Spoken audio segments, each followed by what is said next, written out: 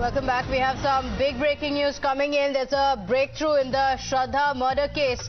The DNA has now matched with the bones that have been recovered in the Shraddha case. It has matched with her father. So the father's DNA now matches. So this is going to be a big breakthrough because it can now be used as evidence against Aaftab Poonawala. As of now, the police officials say that he has already confessed. Senior news editor Bhavtosh Singh joining us on the broadcast with more details on this. Bhavtosh, very crucial development. The DNA now matching with the father, which can now be crucial evidence in the case against Aaftab Poonawala.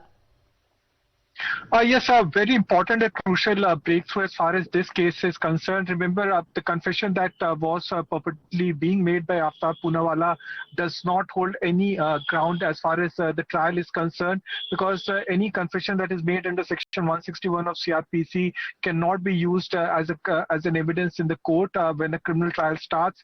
And the body of Shraddha was never recovered, because Aaftab also said that he had in fact hacked the body into pieces. 35 parts of the body was strewn across a forested area in Mehrauli and also in Chhatarpur, and the case in fact was 6 months old. The only possible manner in which this case could have been cracked by the police was to send the bones and the fragmented body parts to CFSL for forensic examination, and then the police in fact waited for the forensic report to come. That came around 2 or 3 days back, and the forensic report has confirmed that the fragmented body parts, the DNA of that matches with the blood sample of Shraddha's father. So it's a big breakthrough. It proves that the body parts or the bone that was recovered from Aaftab Poonawala's rented accommodation, from the bathroom and other parts, washroom, was in fact matching with the blood sample that was taken from Shraddha's father and brother. So it's now confirmed that Shraddha is dead. And the confession statement that he has matched would be, in fact, also be corroborated with the scientific test that police has done, which in fact includes brain mapping as well as a polygraph test. Now, the task before the police is to make a sequential statement, evidence over a period of 6 months that this crime has taken place. But the police will now prove that the murder has actually taken place. Remember, Pratibha, the police was in fact trying to establish that Shraddha is in fact dead, and for that they needed a forensic report, and they in fact waited for nearly for 1.5 months, and now this forensic report will be produced before the court, and the police will say that Shraddha died on 18th of May, and then subsequently Aaftab used different weapons. He had in fact used a hacksaw and also had used weapons like a knife and other sharp-edged weapons to kill. Okay, all right. So this is going to be extremely crucial. Bhavtosh, requesting you to stay on with us. We have former DGP Vikram Singh on the phone line with us. Mr. Vikram Singh, very big development. Do tell us how this is, how crucial a role this is going to play in the investigations, because the DNA has now matched with the father. It has now been confirmed that the bones that were recovered belong to Shraddha. 3 important points. Number 1, an important aspect of circumstantial evidence, incontrovertible. Number 2, I would not say the last nail in Aaftab's coffin, but the very important nail in Aaftab's defense, and it will be very difficult for any defense lawyer to contradict. These are medical, legal, scientific examination reports, which I dare say nobody here or anywhere in the world can contradict, because these are confirmatory tests acceptable in any and valid in any court of law in the country. Therefore, I feel it is a major development to meet the ends of justice for the deceased, and also to give the guilty the punishment that he richly deserves.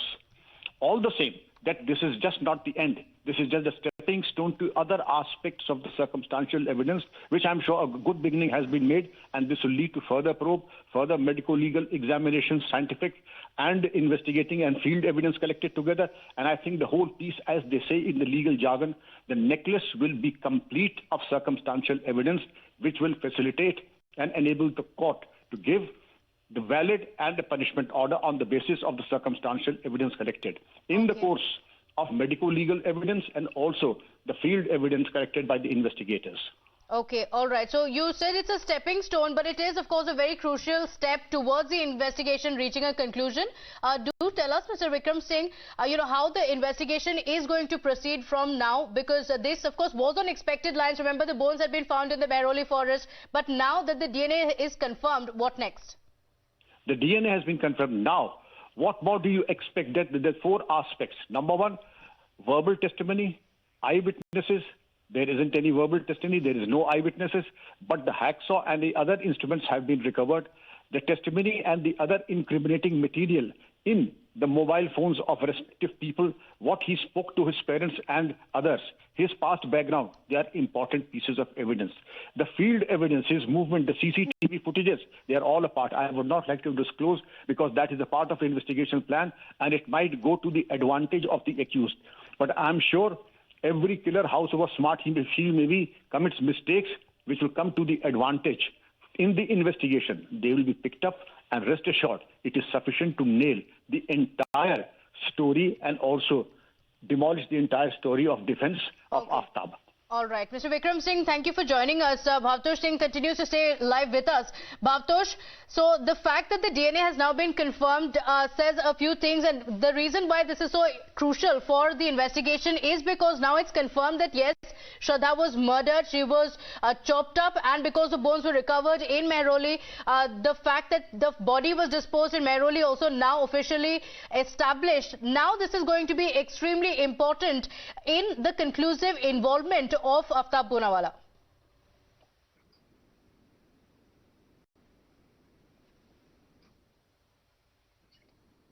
Bhavtosh, if you can hear me. All right, we'll go back to Bhavtosh in just a bit. The reason why this is a very, very big development is because after the DNA matched with the father, it has now been conclusively confirmed that Shraddha Walker was murdered, that her body was chopped up into several pieces and had been disposed in the forest. Remember, Aaftab Poonawala had revealed that he had killed Shraddha in a fit of rage. That's what he claimed in the court. But the police officials were looking for evidence in the case. And it was extremely crucial to establish that the bones that had been found in the Mehroli forest belonged to Shraddha Walker. So that's the reason why this is a very, very big breakthrough in the case. Now, this is very helpful for the police officials to establish the exact role of Aaftab Poonawala in the claims that have been reported in the media previously about how Shraddha Walker was chopped up into several pieces after she was murdered by Aaftab Poonawala. So now that the DNA tests have been confirmed, this proves Aaftab's role conclusively on how he had not just murdered Shraddha Walker, but also how the body had been chopped up and thrown in the forest. Remember, it was Aaftab Poonawala who had led the police officials to the bones. After the police officials worked on the complaint, as he was arrested, he had also revealed that he had killed her in a fit of rage.